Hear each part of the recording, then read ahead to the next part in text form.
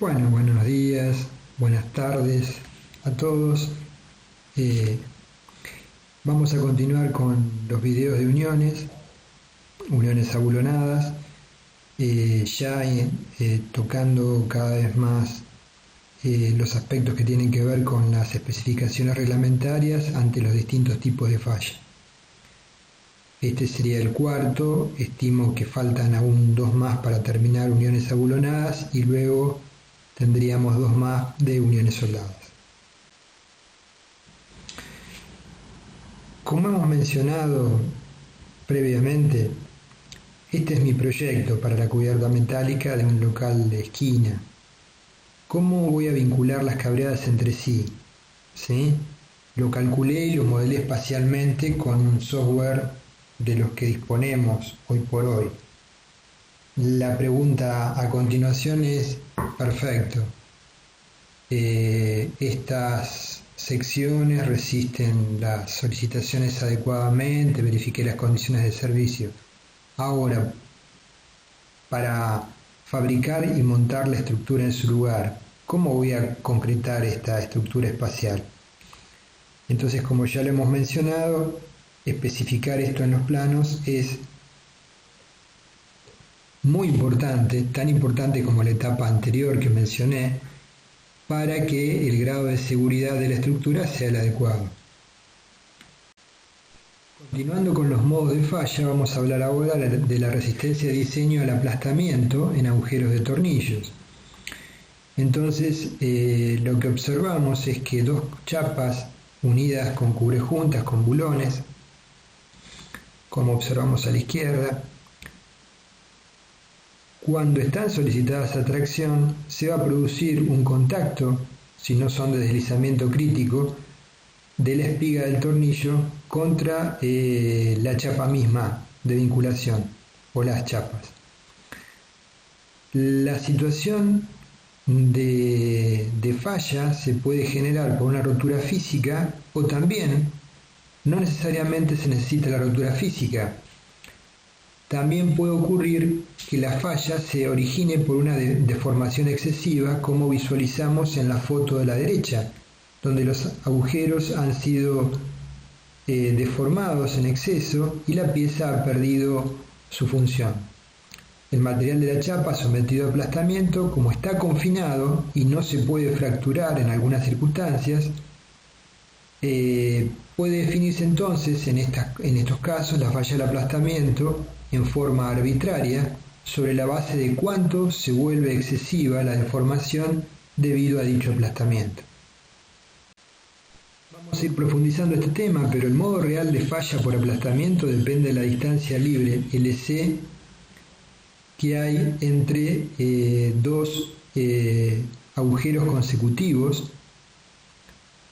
y la distancia libre LCE de la última línea de agujeros al borde extremo de la chapa o bordes adyacentes, como vemos en el dibujo en planta y en corte.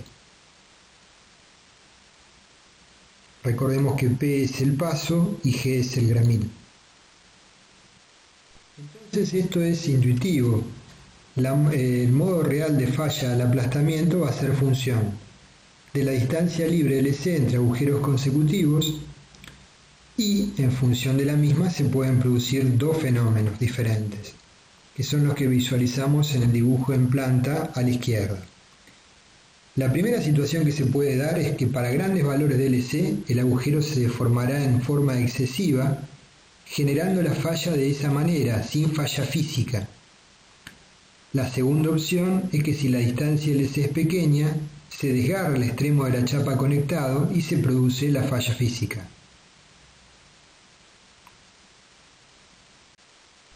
Entonces, primero tenemos que el estado límite de ovalamiento del agujero del tornillo,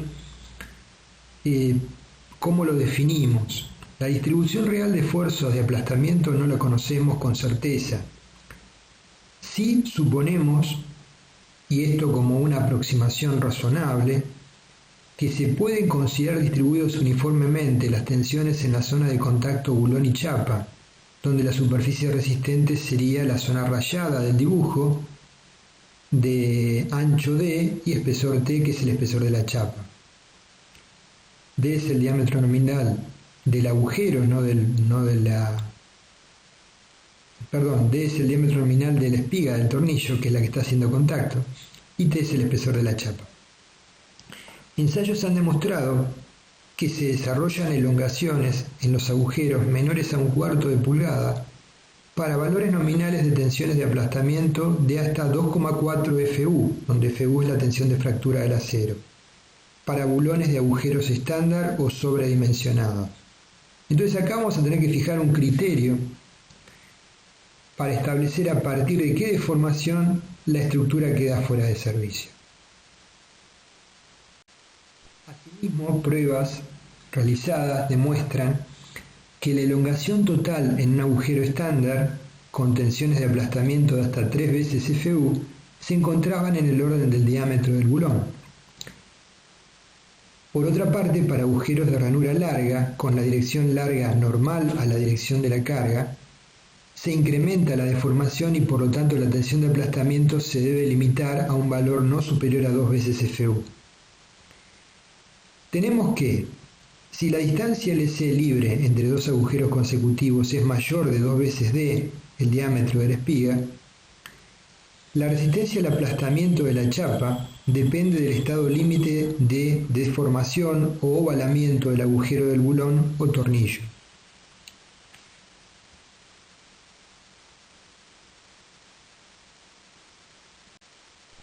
Por lo que estamos comentando y el enfoque que le estamos dando a este tema, vamos a tener que plantear dos conjuntos de ecuaciones. Una que define las deformaciones límites por ovalamiento y otra que define la situación de desgarramiento de la placa. Si hablamos primero del ovalamiento, según la foto, la ecuación es resistencia de diseño es igual factor de reducción por resistencia nominal. ¿Qué valor adopta el factor de reducción en este caso? 0,75. ¿Qué expresión tiene la resistencia nominal al ovalamiento?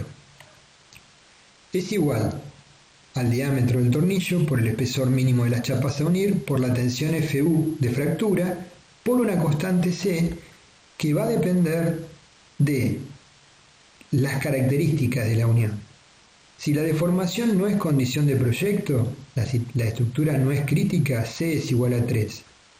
Cuando la deformación se vuelva una condición importante de proyecto, C se reduce a 2,4.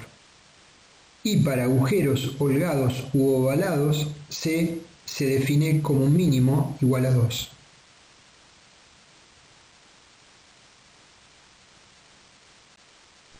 Como mencionamos, hay otro conjunto de ecuaciones que debemos plantear que tienen que ver con el desgarramiento por cortante de la chapa conectada, o sea, la ruptura física.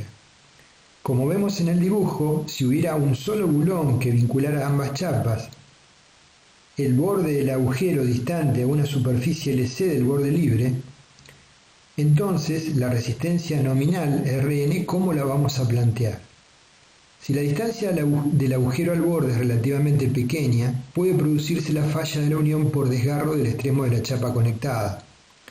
Se supone que la falla va a ocurrir por cortante de la chapa a lo largo de las líneas 1,1 y 2,2 y por fluencia por tracción a lo largo de la línea 1,2.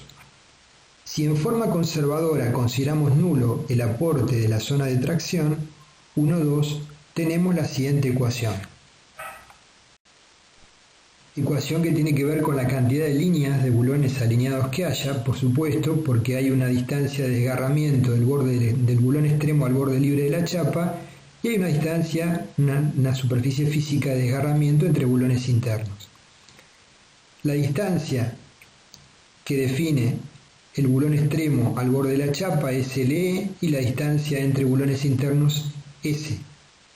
Mientras que la distancia física de material que se opone al desgarramiento, en ambos casos se define como LC, según el dibujo.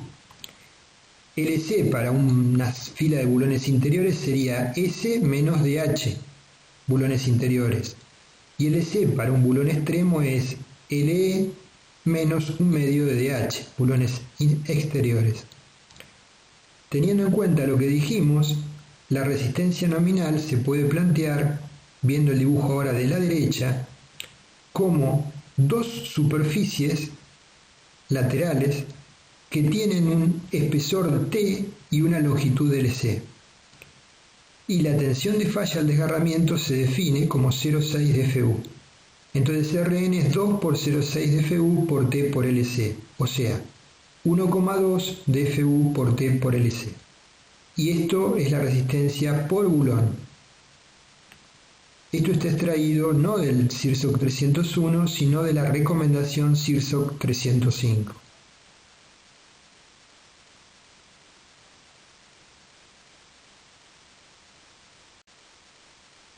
Entonces la resistencia nominal al desgarramiento se va a definir como Rn igual a 2 veces Lc por T por tau, última, que sería la tensión de corte del acero, de falla por corte.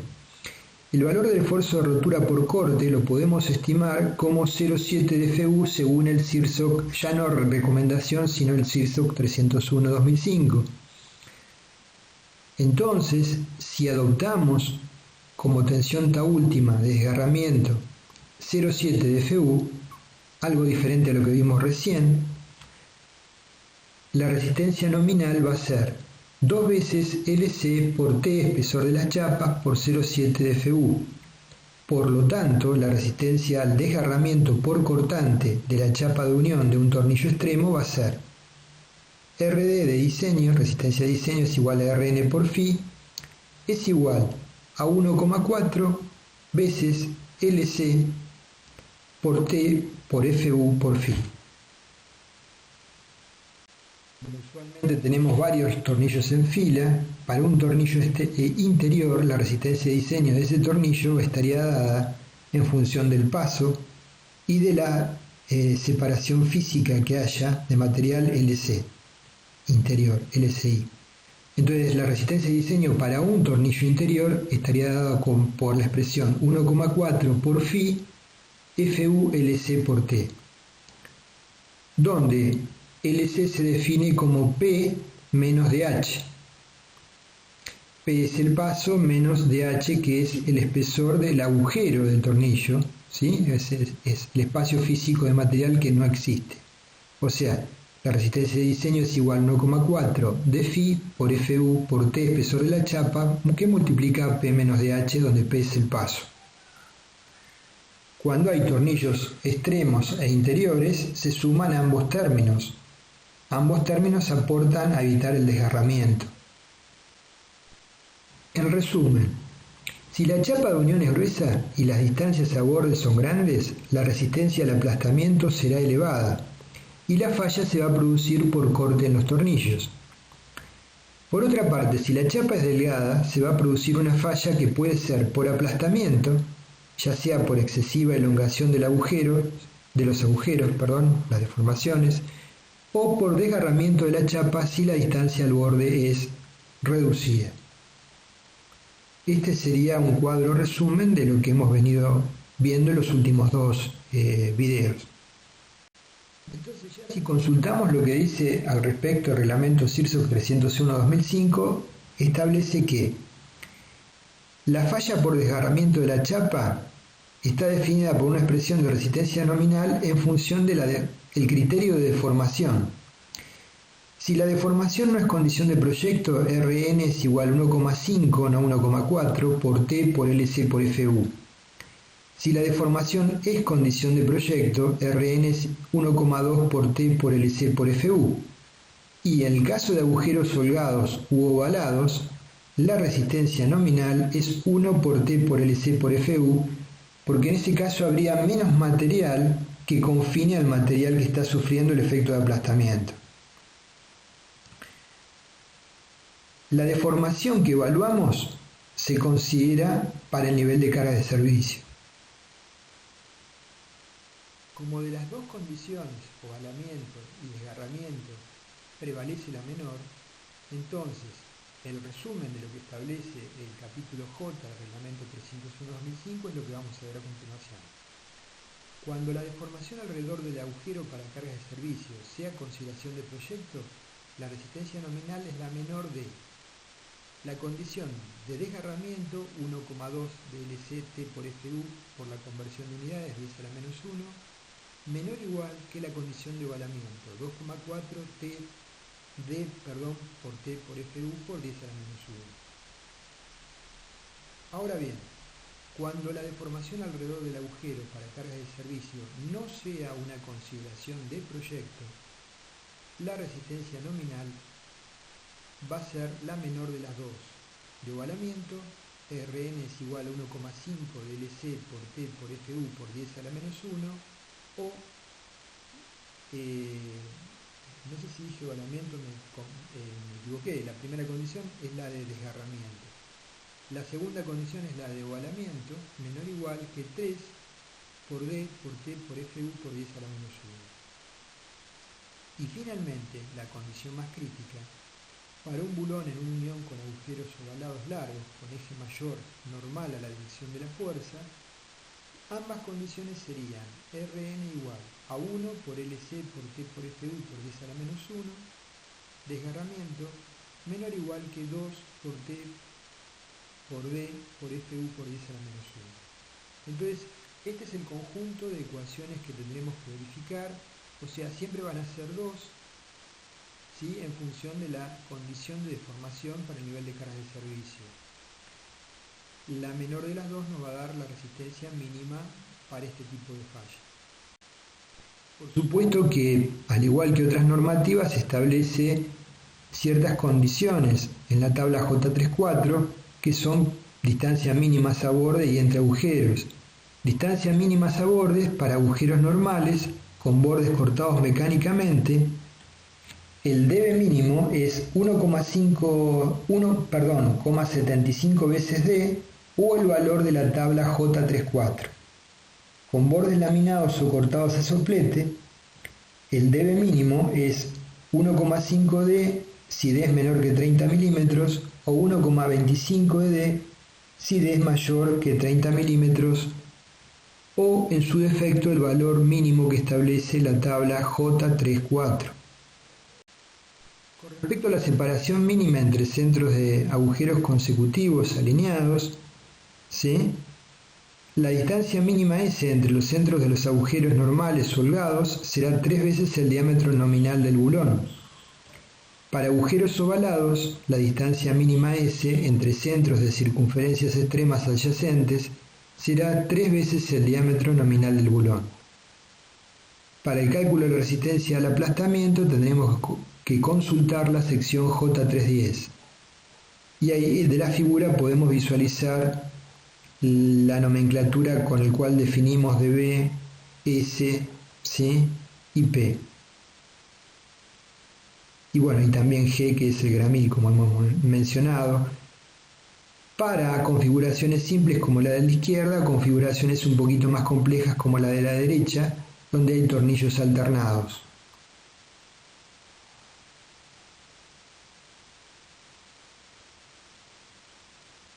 Ustedes deberían estar viendo esta clase con el reglamento 301-2005 a la par para ir consultándolo, eso es lo ideal.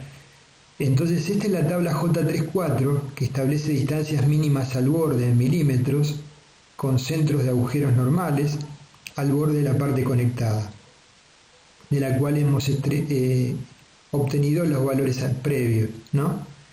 En la primera columna dice diámetro nominal del bulón o remache en milímetros y son las distancias en función del tipo de elementos con el cual se hayan realizado los agujeros mencionados, punzonado o cortado con soplete. Siempre leamos lo que indica al pie de la tabla, que son aclaraciones que a veces afectan las medidas indicadas en la misma. Otra posible falla que no hemos tratado acá hasta el momento ya no es la dada por el bulón mismo o el efecto localizado del bulón, sino sería un elemento, por ejemplo, imaginemos el del medio, un perfil UPN abulonado a una chapa, ¿sí? Pues este tipo de falla se presenta con bulones o con soldaduras, lo mismo. Entonces tiene varias filas de bulones en el cual a través del alma el perfil se vincula a una cartela de unión para transmitir una fuerza T. Una falla no evaluada hasta el momento es la posible que se genere por rotura por bloque de cortante, en el cual uno o más bloques del material de la chapa o perfil se desgarran en el extremo de un elemento a atracción o de una chapa en unión. Lo que físicamente ocurriría es lo que vemos abajo. El pedazo rayado de chapa del alma del perfil queda físicamente unido a la cartela y el resto del perfil, como observamos abajo a la derecha, se desgarra a través de una superficie paralela a la carga por corte y una superficie normal a la carga por tracción. Estas ecuaciones son de naturaleza empírica y han sido levemente modificadas en la nueva versión del código madre y en la futura adecuación del 301 que reemplazará el 2005. Trabajaremos con el 301-2005. Entonces la resistencia del bloque de cortante se puede definir como la suma de las resistencias de cortante proporcionadas por los lados paralelos a la fuerza, ¿sí? Y el aporte a la fuerza de tensión por el elemento que es normal a la fuerza o perpendicular a la carga. Entonces vemos dos situaciones claramente diferentes, una viga a la izquierda, donde tiene un área de corte, ¿sí?, en vertical y un área de tracción en horizontal, y un perfil de alas iguales vinculado a una cartela, donde presenta una situación en realidad algo similar. Está traccionado un área de corte paralelo a la carga y un área de tracción normal a la carga. La superficie que eventualmente puede fallar es la rayada. En función de los ensayos, surge que es razonable sumar las resistencias a la fluencia en un plano con la resistencia a rotura en un plano perpendicular. Por tanto, podemos calcular dos posibles resistencias de bloque. La primera, la que definimos como número 1, que es el dibujo inferior derecho, es la resistencia a rotura por tracción FU a lo largo de la sección neta traccionada, más la fluencia por corte con tensión 0,6 de Fi en la sección de los planos de corte paralelos a la carga. Claramente en este caso, en el 1, el área de rotura más grande lo ofrece la zona traccionada. La segunda opción, en el dibujo 2, sería la resistencia a la rotura por corte con tensiones de 0,6 de Fu en las áreas netas solicitadas por corte, más la tensión de fluencia del área bruta de atracción Fi. O sea, en este caso, en el dibujo 2, la sección más importante que ofrece resistencia a rotura es la de corte, paralela a la carga.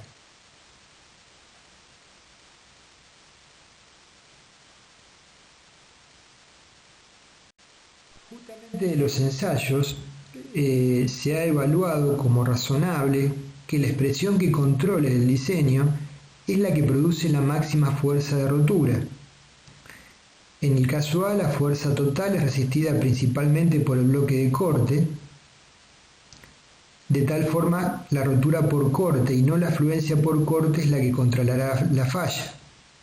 En el caso B, la rotura del bloque de corte no puede ocurrir hasta que se produzca la rotura del área traccionada.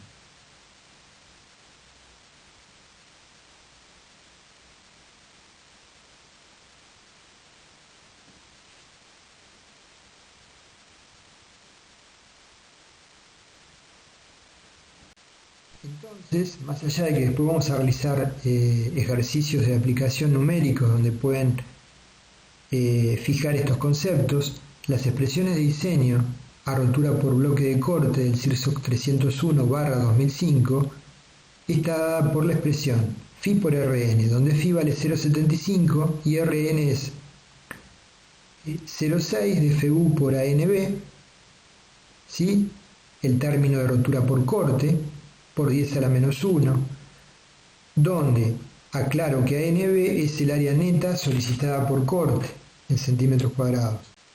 Y el aporte del término de rotura de tracción está dado por Phi por Rn, donde Phi es 0,75 y Rn es Fu por ANT, donde ANT es el área neta solicitada de tracción en las unidades que están planteadas centímetros cuadrados y Fu en megapascales. Entonces la resistencia a rotura del bloque de corte va a estar dada por cuando el término de rotura por tracción Fu por ANT sea mayor que el término de rotura por corte 0,6 de Fu por ANB, la expresión de diseño va a ser la vista en A. Phi por Rn va a ser igual al factor de reducción que multiplica 0,6 de Fi por AGB más Fu por ANT. O sea, la ecuación correspondiente va a ser la que exprese la rotura por tracción acompañada de la fluencia por corte. Por el contrario, en B, cuando el término de rotura por tracción Fu por ANT sea menor que el término de rotura por corte 0,6 de Fu por ANB, la ecuación de diseño va a ser Phi por Rn es el factor de reducción por 0,6 de Fu por ANB, rotura por corte, más Fi por AGT, fluencia por tracción, donde Phi en ambos casos vale 0,75 y las correspondientes términos de A son las que están mencionadas al pie del dibujo. Vale una u otra ecuación en función de que el término de rotura sea el mayor, de tracción o corte.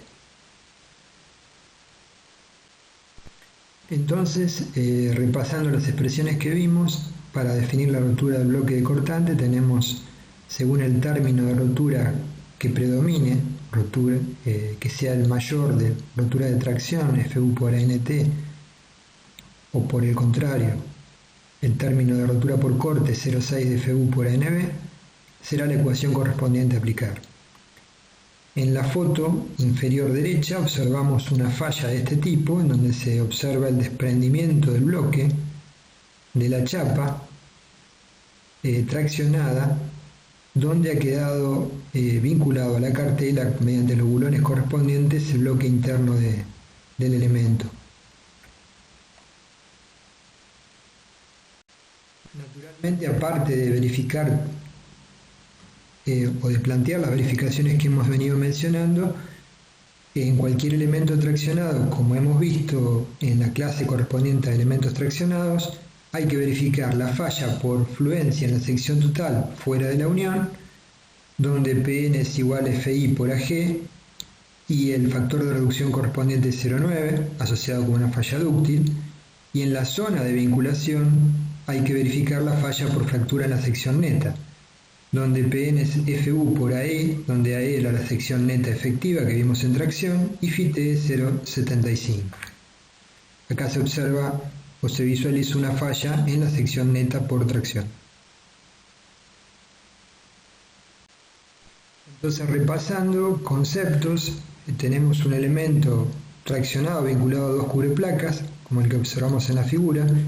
Se podían presentar diferentes tipos de estados límites. Estado límite 1, fluencia de la sección total alejado de la unión. Estado límite 2, fractura de la sección neta, como vimos recién, con las ecuaciones correspondientes superior, izquierda y derecha. Y luego los tipos de falla que hemos estado analizando, que tienen que ver con estado límite 3, rotura por bloque de corte, que hemos visto, y estado límite 4, falla de conectores, que pueden ser por cortante o por aplastamiento, ya sean por ovalamiento o por fractura. Entonces son todo un conjunto de situaciones que hay que evaluar para asegurarnos que el diseño es adecuado.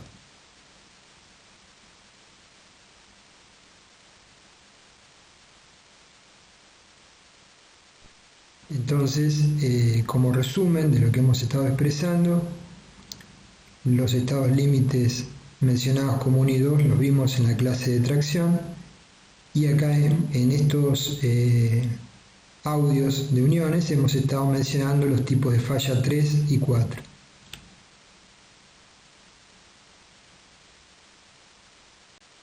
A fin de ir fijando conceptos, vamos a desarrollar un par de ejemplos sencillos. En el primero lo que tenemos es, lo que se requiere es dimensionar la unión abulonada con bulones tipo ASTM A325 de un perfil hierro-ángulo de alas iguales de 3 por 1/4 con calidad de acero FI 235 MPa, FU 370 MPa, semejante al AL24. La chapa de nudo tiene las mismas características que el perfil y la fuerza de tracción requerida mayorada a transmitir TU es 180 kN. Vemos una vista y un corte.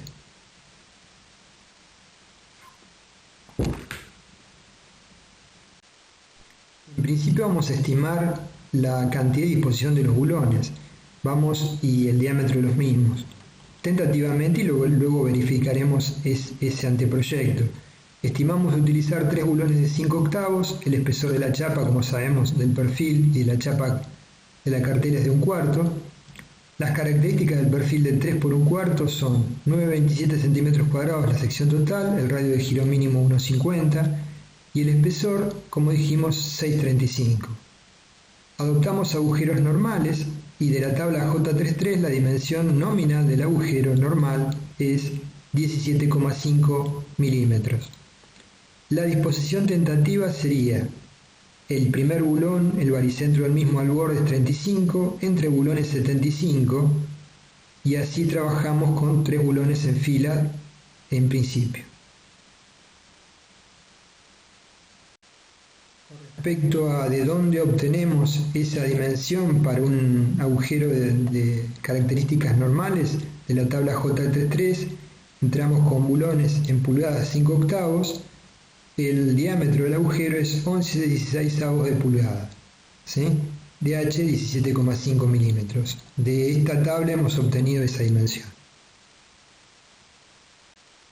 A continuación lo que hacemos es ver si esa disposición tentativa de bulón extremo al borde y de distancia entre bulones es adecuada según lo que nos pide el reglamento.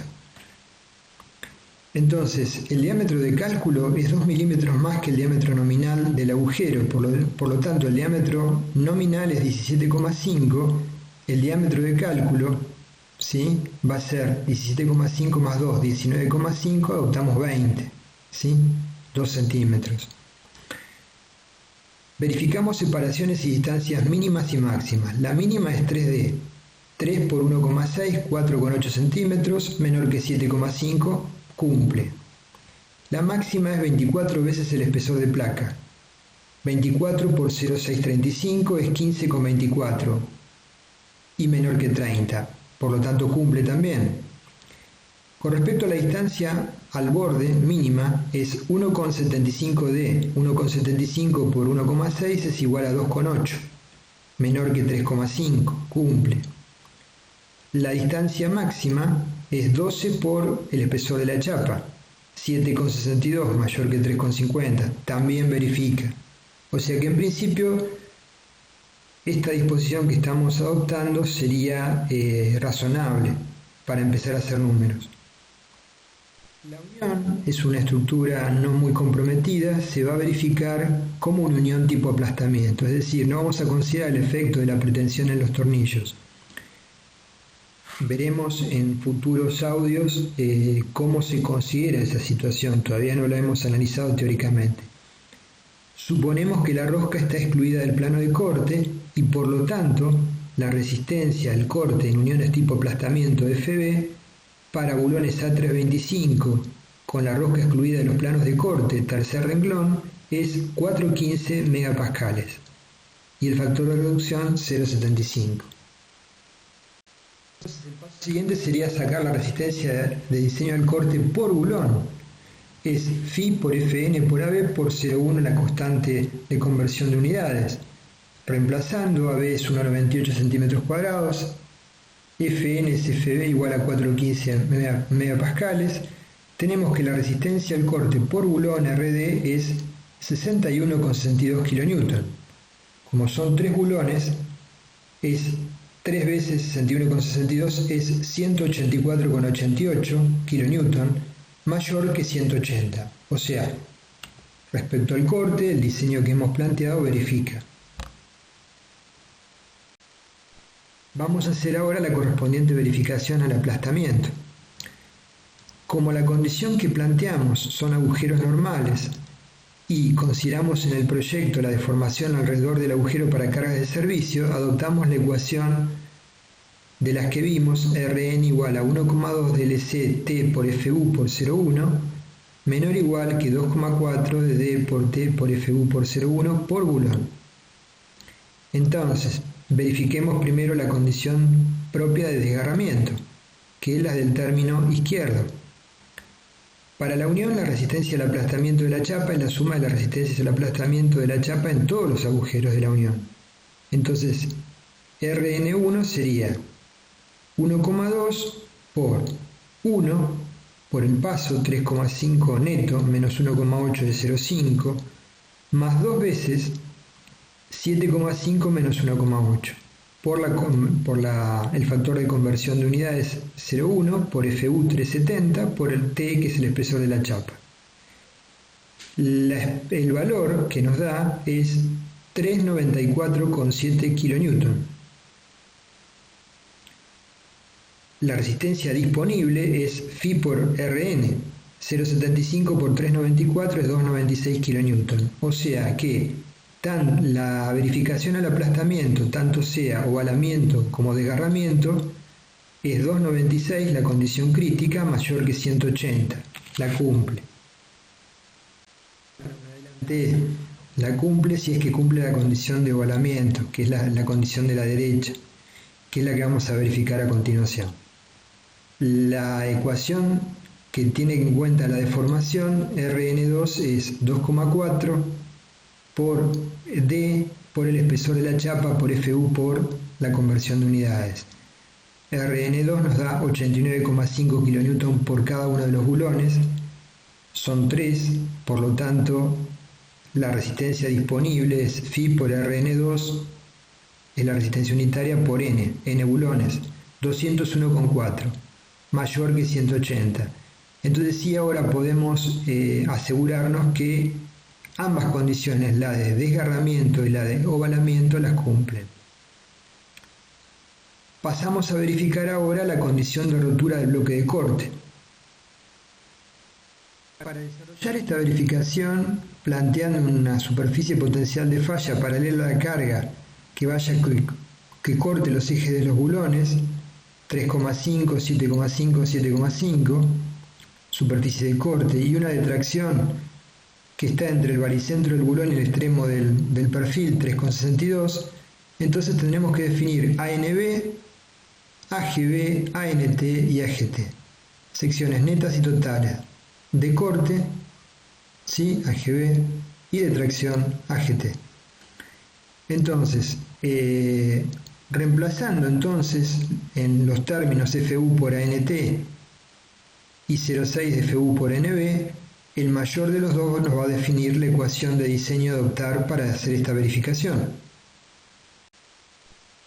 En este caso en particular tenemos una ecuación 1 donde definiría el término de rotura por tracción y una ecuación 2 donde define el término de rotura por corte. Verificamos cuál de los términos de rotura de tracción o corte son mayores, ¿sí? El segundo término, el de rotura por corte, es mayor, lo cual es totalmente coherente porque la superficie de rotura por corte es mucho más extensa. El segundo término, 0,6 de Fu por ANB, nos da 190,25 y Fu por ANT nos da 61,42. Por lo tanto, la ecuación que debemos aplicar es la 2. Aplicamos la ecuación 2, reemplazamos en los términos y el Φ por Rn nos da 183,2 kN, mayor que 180. O sea, la verificación al desgarramiento por el bloque de corte la cumple, la unión que hemos planteado. Como no es el caso de estar tratando, reiterando el tema que hemos visto de tracción, suponemos cumplida la condición 1, ¿sí? Planteada en elementos traccionados, y la condición 2 planteada asimismo en elementos traccionados en la zona de la unión. Por lo tanto, el diseño es adecuado. El segundo y último ejemplo de este audio, después seguiremos con más audios y más ejemplos, es muy sencillo. Vamos a plantear la misma unión con el mismo perfil, lo único que con la misma carga tau última, con los mismos diámetros y cantidad de bulones, lo único que cambia es la calidad del tornillo que vamos a utilizar. En lugar de ser un tornillo A325, es un tornillo común A307. Entonces, la pregunta es, ¿seguirá siendo válida la unión que planteamos? ¿Sí? Al modificar la calidad del tornillo, colocando un tornillo común. Acá observamos las verificaciones que debemos realizar en términos generales.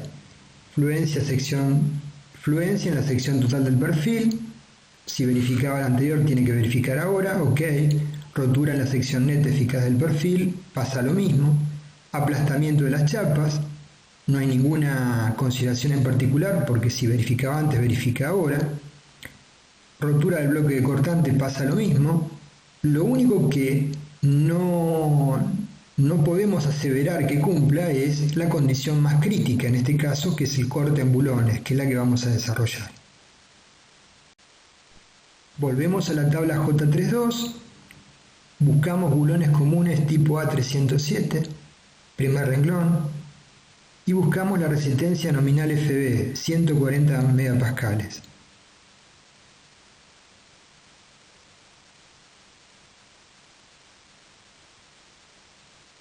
Entonces, sobre la base del diseño anterior, 3 bulones de 5 octavos, pero ahora de acero A307, tenemos que la resistencia FB al corte, 140 megapascales, el área del bulón es la misma, 1,98. La resistencia de diseño del corte por bulón es Φ por Fn por AB por 0,10. Reemplazando nos da 20,79 kN por bulón. Se redujo sustancialmente. O sea que la resistencia de diseño del corte de los 3 bulones es 3 por 20,79, 62,37. Por lo tanto, desde el punto de vista de la rotura de los bulones, la T última máxima que soporta la unión es 62,37 kN, frente a 180 que debería soportar como mínima. La conclusión es que se reduce sustancialmente la carga última de diseño de la unión, debiendo incrementar la sección y cantidad de los bulones para tomar la carga última requerida en la parte A. La observación práctica que podríamos decir es, cuidado, que si especificamos en un proyecto bulones de calidad 325 y diseñamos la unión a tal fin, y colocan en obra bulones de una calidad inferior a 307, se puede producir el punto débil del eslabón de la cadena justamente en la falla por corte de los bulones, porque se reduce en forma muy significativa y muy por encima del coeficiente de seguridad la resistencia de la unión. Bueno, en el marco que estamos pasando en este momento, es una situación particular donde las clases teóricas se han reemplazado por este medio. Le agradecemos la atención a todos y vamos a continuar con un video nuevo de uniones, en el cual ya empezaremos a plantear cómo es el concepto de diseño de uniones a deslizamiento crítico. Gracias.